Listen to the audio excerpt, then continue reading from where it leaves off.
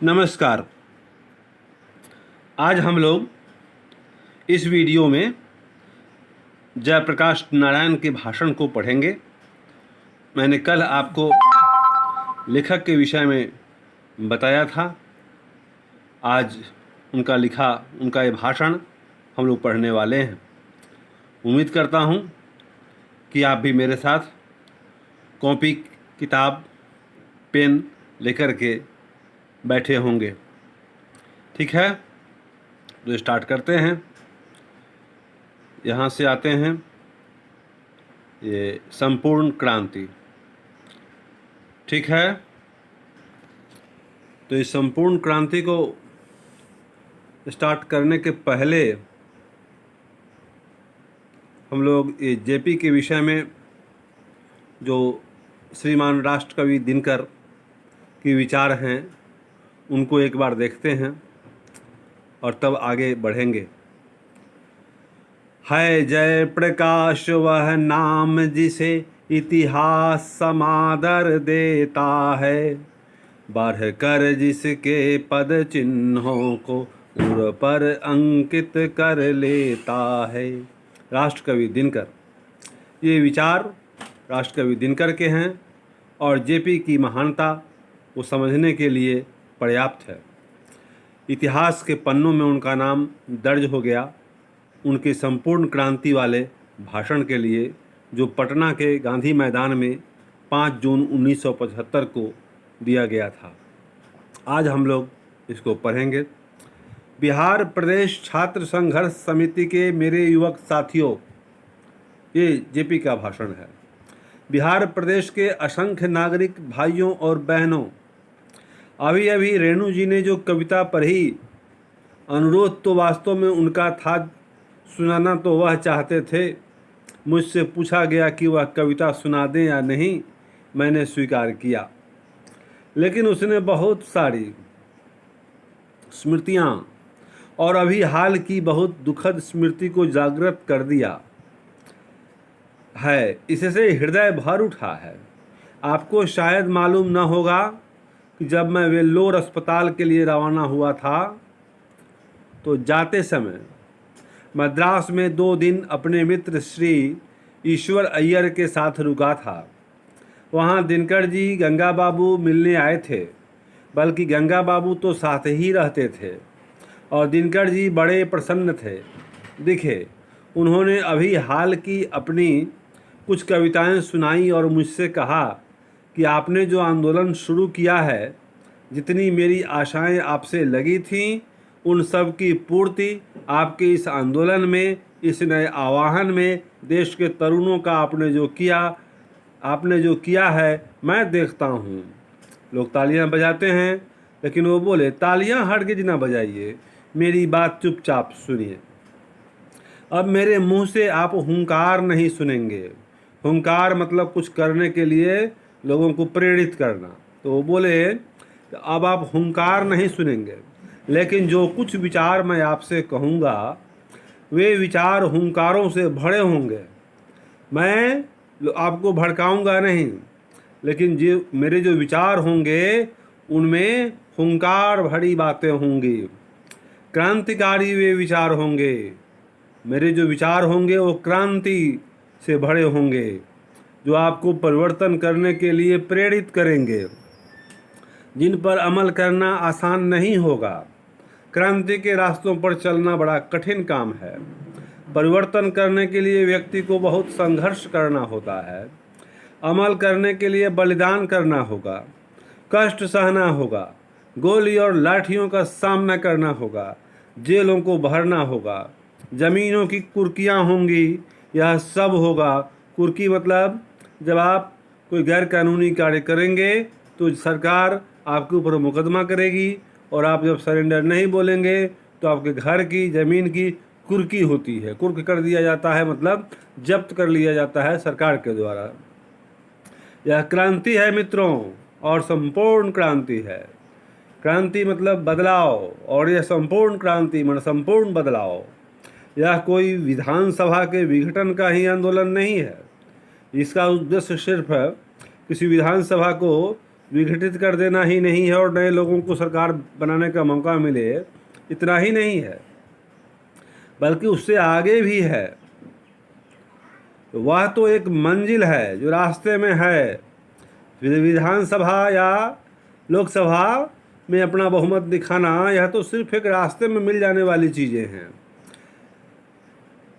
जो रास्ते में है, दूर जाना है, दूर जाना है। जवाहरलाल नेहरू के शब्दों में, अभी न जाने कितने मीलों इस देश की जनता को जाना है उस स्वराज्य को प्राप्त करने के लिए। स्वराज्य, अपना राज्य, जिसके लिए देश के हजारों लाखों जवानों ने कुर्बानियाँ दी हैं, जिसके लिए सरदार भगत सिंह, उनके साथी, बंगाल के सारे क्रांतिकारी साथी, महाराष्ट्र के साथी, देश भर के क्रांतिकारी सभी गोली का निशाना बने या तो फांसी पर लटकाए गए। जिस स्वराज्य के लिए लाखों लाख देश की जनता बार बार जेलों को भरती रही है, लेकिन आज 27-28 वर्ष के बाद का जो स्वराज्य है, मतलब 47 में आज़ादी और 75 में भाषण हो रहा है, उसमें जनता कराह रही है। आज वर्तमान सरकार के खिलाफ वो बोले कि जनता कराह रही है, भूख है, महंगाई है, भ्रष्टाचार है, कोई काम नहीं जनता का निकलता है बगैर रिश्वत दिए।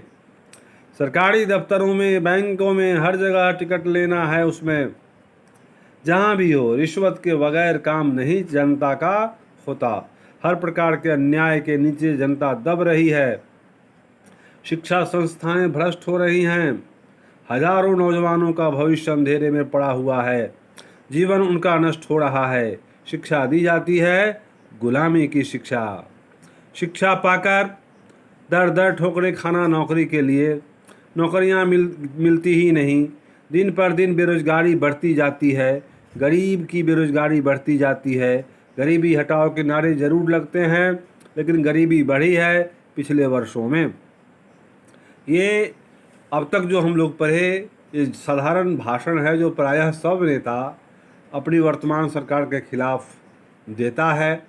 जेपी का यह भाषण वर्तमान सरकार के खिलाफ है। वो संपूर्ण क्रांति का नारा दे रहे हैं और वर्तमान सरकार के खिलाफ लोगों को प्रेरित कर रहे हैं। तो मित्रों, आज की स्थिति यह है और इस स्थिति में वहाँ दिनकर जी ने कुछ हमें अपने शब्द सुनाए, बड़े हृदयग्राही थे, हृदय को अच्छे लगे। और उसी रात जब विदा हुए, उसी रात को हमारे मित्र रामनाथ जी गोयनका, इंडियन एक्सप्रेस के मालिक, के घर पर वह मेहमान थे। रात को दिल का दौरा पड़ा। 3 मिनट में उनको अस्पताल पहुंचाया गोयनका जी ने, 3 मिनट में। विलिंगडन नर्सिंग होम शायद उसे कहते हैं। सारा इंतजाम था वहाँ पर। पटना का अस्पताल तो पता नहीं 3 घंटे में भी तैयार न हो पाता। सभी डॉक्टर जब सब तरह के औजार लेकर तैयार थे, लेकिन दिनकर जी का हार्ट फिर से जिंदा नहीं हो पाया। उसी रात उनका निधन हो गया। ऐसी चोट लगी।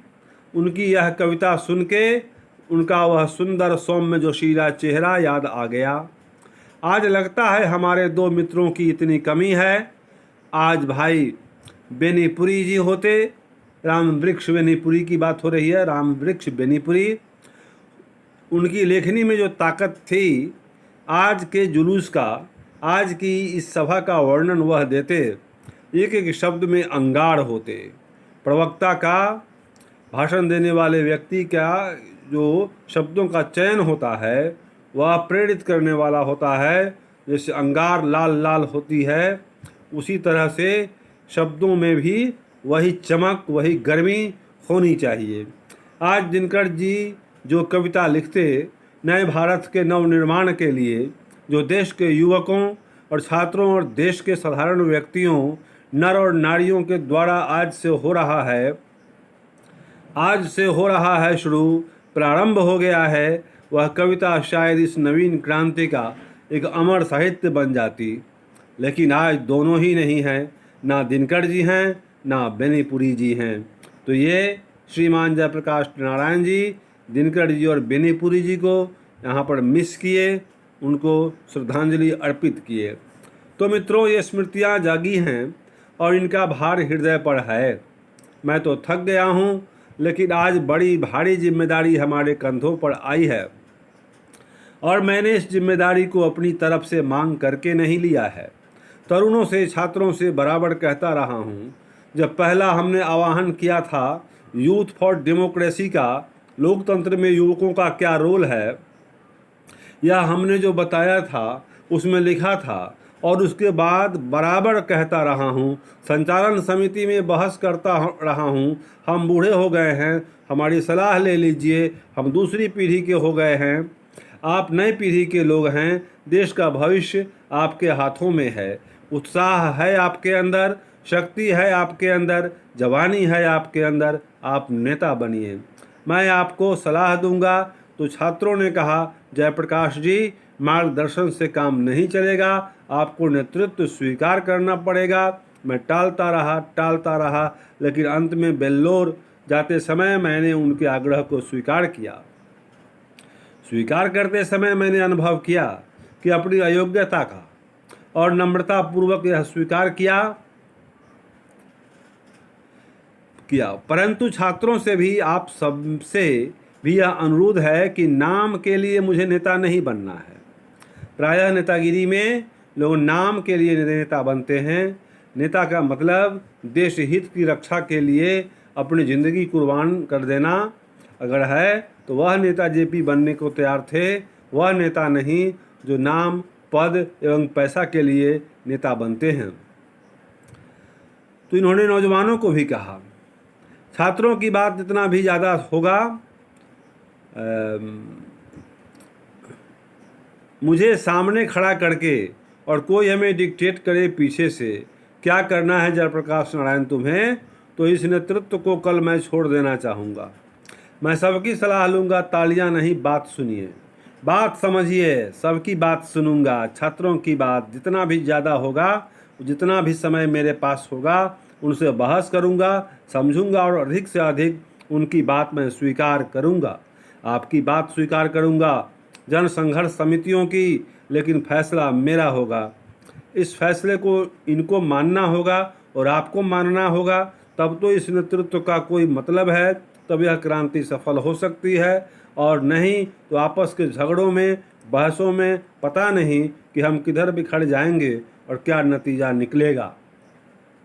अब तक के व्याख्यान में श्रीमान जयप्रकाश नारायण जी ने लोगों को एकता और अनुशासन का पाठ पढ़ाया। बहुत दिनों से सार्वजनिक जीवन में हूँ।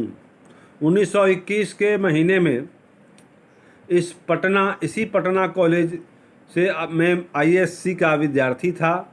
हमारे साथ हमारे निकट के साथी थे, वे सब छात्रवृत्ति पाने वाले थे, मुझे भी छात्रवृत्ति मिलती थी।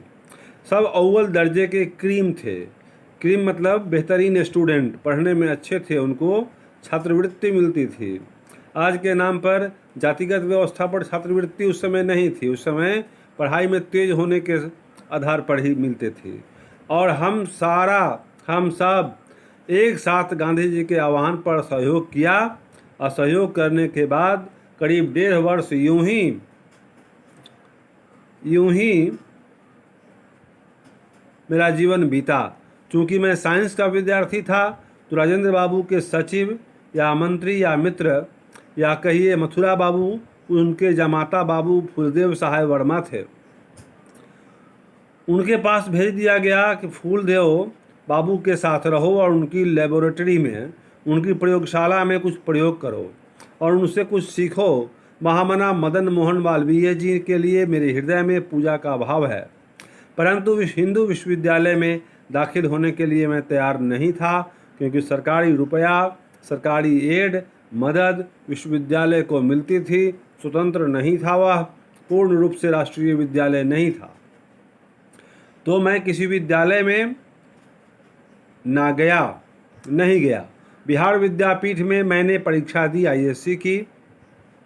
पास तो करना ही था, पास कर गया। उसके बाद बचपन में जब हाई स्कूल में था, मैंने स्वामी सत्यदेव के भाषण सुने थे अमेरिका के बारे में। कोई धनी घर का नहीं हूँ, थोड़ी सी खेती और पिताजी नहर विभाग में जिलादार, बाद में रेवेन्यू असिस्टेंट हुए, नॉन गजेटेड अफसर थे। उनकी हैसियत नहीं थी कि वह मुझे अमेरिका भेजें। तो मैंने सुना था कि अमेरिका में मजदूरी करके लड़के पढ़ सकते हैं। मेरी इच्छा थी कि आगे पढ़ना है मुझे। आंदोलन तो गिराव पर आ गया है, चढ़ाव पर था, उतर चुका है। इस बीच अमेरिका से कुछ शिक्षा प्राप्त करके आ जाऊं, इसीलिए अमेरिका गया। कुछ लोग हैं जो हमारे पता नहीं कि उन्हें किस नाम से पुकारूं। मुझे आज वर्षों से गालियां देते रहे हैं। कितनी गालियां मुझे दी गई हैं। चूँकि अमेरिका में मैंने पढ़ा, इसलिए मैं अमेरिका का दलाल बना हूँ। निक्सन को दे दो तार, जयप्रकाश की हो गई हार, नारे लगे। तो ये निक्सन थे अमेरिका के राष्ट्रपति। तो उनका नाम लेकर के जयप्रकाश के खिलाफ इनके विरोधी यह नारा लगाते थे कि निक्सन को दे दो तार, जयप्रकाश की हो गई हार। मतलब जब जयप्रकाश जी कांग्रेस पार्टी के खिलाफ आंदोलन कर रहे थे तो कांग्रेसियों ने, इनके विरोधियों ने इनको अमेरिका का दलाल घोषित किया, क्योंकि ये अमेरिका में पढ़ कर के आए थे। निक्सन जो अमेरिका के राष्ट्रपति थे, उनके नाम से संबंधित एक नारा लिखा गया, जिसके नारा का मतलब यही है कि निक्सन को दे दो तार, जयप्रकाश की हो गई हार।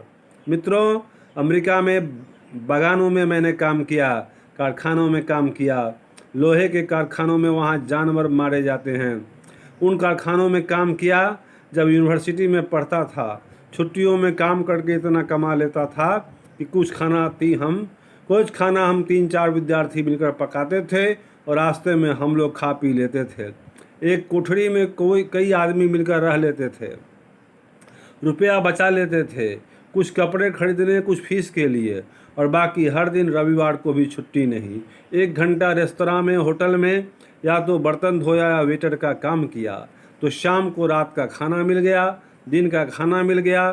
किराया कहाँ से मकान का हमको आया, बराबर 2-3 लड़के कितने वर्षों तक 2 चारपाई नहीं थी एक कमरे में। एक चारपाई पर मैं और कोई न कोई अमेरिकन लड़का रहता था। हम दोनों एक साथ सोते थे, एक रजाई हमारी होती थी। इस गरीबी में भी पढ़ा हूँ।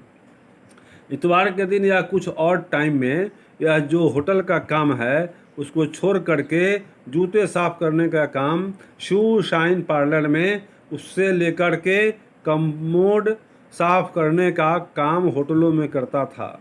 वहाँ जब बीए पास कर लिया, स्कॉलरशिप मिल गई, 3 महीने के बाद असिस्टेंट हो गया डिपार्टमेंट का ट्यूटोरियल क्लास लेने लगा, तो कुछ आराम से हो रहा। इस बीच में इन लोगों ने मुझसे पूछिए, मेरा इतिहास से जानते हैं और जानकार भी मुझे गालियां देते हैं। अमेरिका में विस्कोमान में, मैडिसन में और मैं घोर कम्युनिस्ट था। वह लेनिन का ज़माना था। लेनिन रूस के नेता थे जिन्होंने कम्युनिस्ट पार्टी को सरकार में लाया। वह यूनेस्को का, ट्रोट्स्की का ज़माना था। 1924 में लेनिन मरे थे। 1924 में मैं मार्क्सवादी बना था और दावे के साथ कह सकता हूँ कि उस समय तक जो भी मार्क्सवाद के ग्रंथ छपे थे अंग्रेजी में, हम लोगों ने पढ़ डाले थे। रात को रोज़ एक रशियन टेलर था, दर्जी था, उसके साथ ही हमारे क्लास लगाते थे। और वहाँ से जब भारत लौटा था और कम्युनिस्ट बनकर लौटा था, लेकिन मैं कांग्रेस में दाखिल हुआ।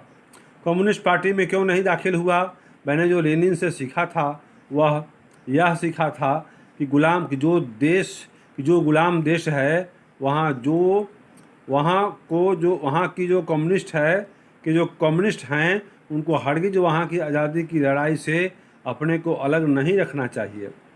यद्यपि इस लड़ाई का नेतृत्व, जिसको मार्क्सवादी भाषा में बुर्जुआ क्लास कहते हैं, बुर्जुआ क्लास मतलब वह जो क्रांति का विरोधी हो, उसे बुर्जुआ क्लास कहते हैं। मार्क्सवादी भाषा में क्रांति विरोधी तत्वों को बुर्जुआ क्लास कहा जाता है। उस क्लास में हाथ में हो, पूंजीपतियों के हाथ में उसका नेतृत्व हो, फिर भी कम्युनिस्टों को अलग नहीं रहना चाहिए, अपने को आइसोलेट नहीं करना चाहिए। आपकी नीतियों से अलग भी कोई व्यक्ति अगर आंदोलन कर रहा है तो उसका समर्थन करना चाहिए।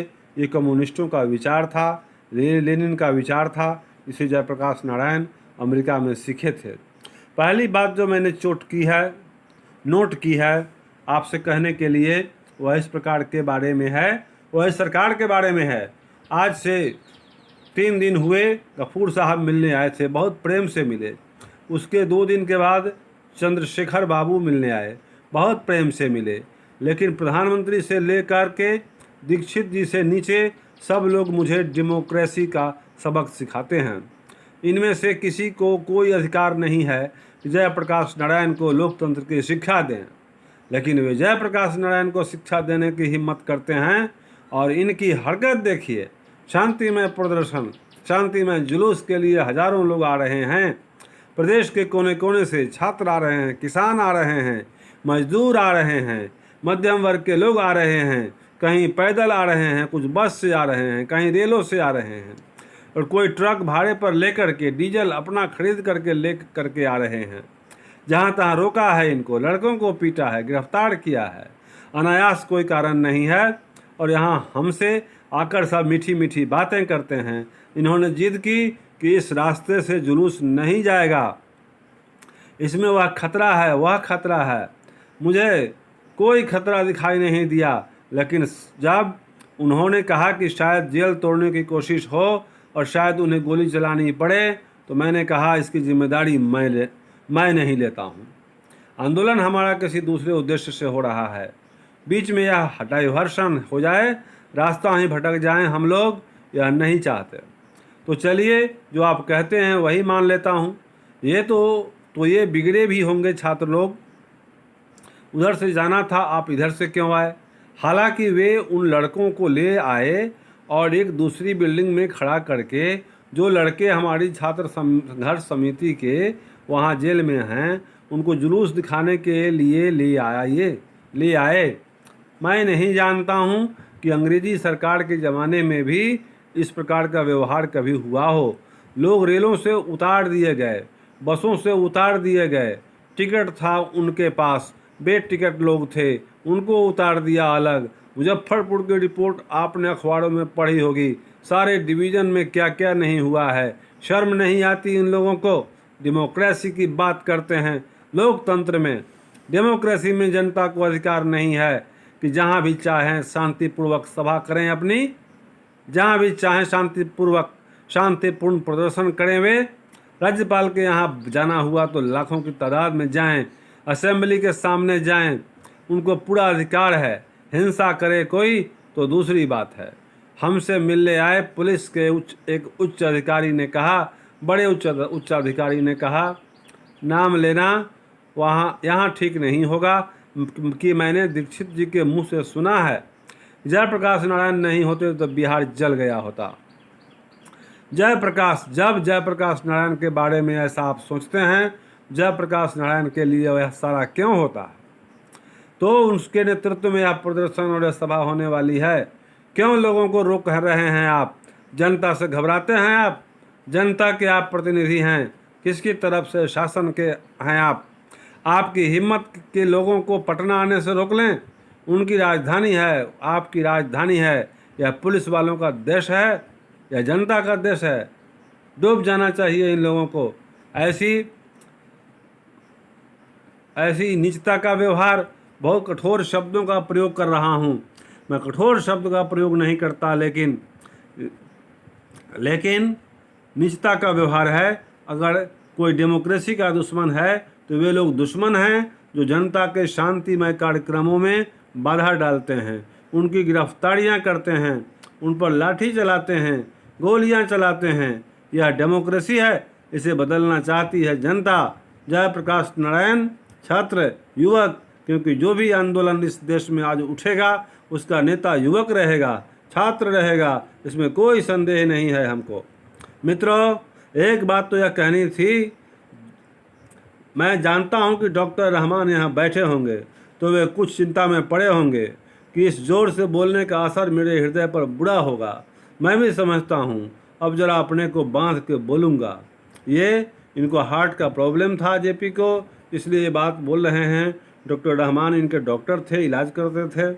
तब तक ये मंच पर ज़ोर ज़ोर से बोल रहे हैं, तो डॉक्टर रहमान को ये बात बुरी लगी होगी। अभी हाल में मैं वेल्लोर में था, तो हमारे परम मित्र और स्नेही उमाशंकर जी दीक्षित पटना से थे। उन्होंने मेरे संबंध में कुछ अच्छी बातें कही, साथ साथ कई प्रश्न उन्होंने उठाए। मेरा उनका बहुत पुराना संबंध है। 32-33 का जो आंदोलन जो चला था, उसमें वह अंडरग्राउंड बम्बई में वह रहते ही थे, अंडरग्राउंड नेता थे। और सदानंद जी ने जो फ्री प्रेस के मालिक भी थे, उसकी स्थापना की थी। उन्होंने उनको ब्रेन ऑफ बॉम्बे कहा था। मुझे भी कोई बड़ी पदवी दी थी, पर मैं अपनी प्रशंसा नहीं करूंगा। उस समय दीक्षित जी से हमारा परिचय, हमारी घनिष्ठता, मित्रता हुई। और अंडरग्राउंड ज़माने की जो मित्रता होती है वह ठोस होती है। अंडरग्राउंड मतलब जब क्रांति में जेल जाते हैं एक साथ, तो दोनों में दोस्ती हो जाती है, मित्रता हो जाती है। चाहे हम कहीं रहें, वह कहीं रहें, ठोस रहती है। उसके बाद हम एक दूसरे के मित्र आज तक बने हुए हैं। कुछ ऐसे मित्र हैं जिनके भाव अच्छे हैं। हमारे पुराने मित्र जो सोशलिस्ट पार्टी में थे या जो नहीं भी थे, चाहते हैं कि जयप्रकाश नारायण और इंदिरा जी में कुछ मेल मिलाप हो। तो मित्रों, मेरा किसी व्यक्ति से झगड़ा नहीं है, किसी व्यक्ति से झगड़ा नहीं है, चाहे वो इंदिरा जी हों या कोई हो। हमें तो नीतियों से झगड़ा है। नीति में परिवर्तन होना चाहिए। सिद्धांतों से झगड़ा है, कार्यों से झगड़ा है। जो कार्य गलत होंगे, जो नीति गलत होगी, जो सिद्धांत प्रिंसिपल्स गलत होंगे, जो पॉलिसी गलत होगी, चाहे वह कोई भी करे, मैं विरोध करूंगा अपनी अकल के मुताबिक। हम लोग इनकी तरह नौजवान थे उस ज़माने में, लेकिन यह जुर्रत थी कि हम लोगों की कि बापू के सामने हम कहते थे कि हम नहीं मानते हैं बापू की यह बात। और बापू में इतनी महत्ता थी, इतनी महानता थी कि बुरा नहीं मानते थे।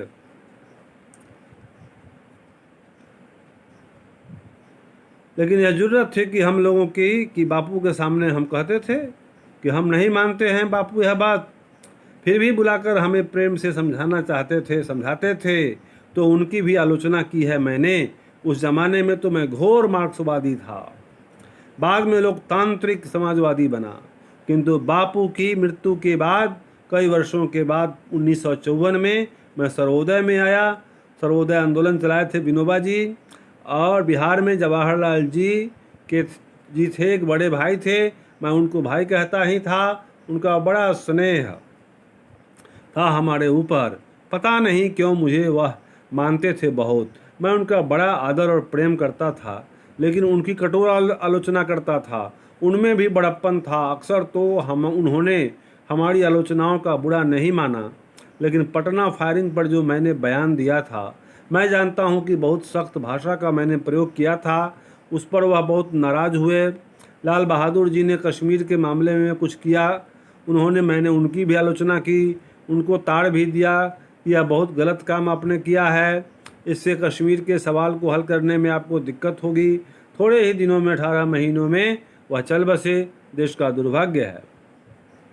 इंदिरा जी से जो मेरे मतभेद हैं, वे जवाहरलाल जी के साथ जो मतभेद थे उनसे कहीं ज़्यादा गंभीर और सीरियस हैं। जवाहरलाल जी से परराष्ट्र नीतियों के संबंध में, स्वराष्ट्र के संबंध में अधिक उनसे हमारा मतभेद नहीं था। तिब्बत के मामले में मतभेद था, चीन के मामले में था, हंगरी के मामले में था। और मैं कोई गर्व नहीं करता हूँ।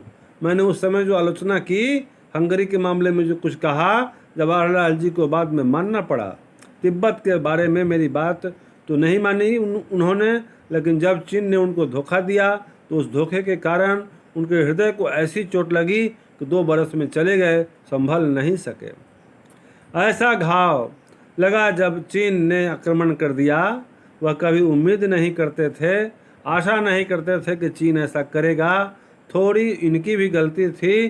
तो परराष्ट्र नीतियों के संबंध में मतभेद था, उनसे अंतर्देशीय प्रश्नों में नहीं था उतना मतभेद।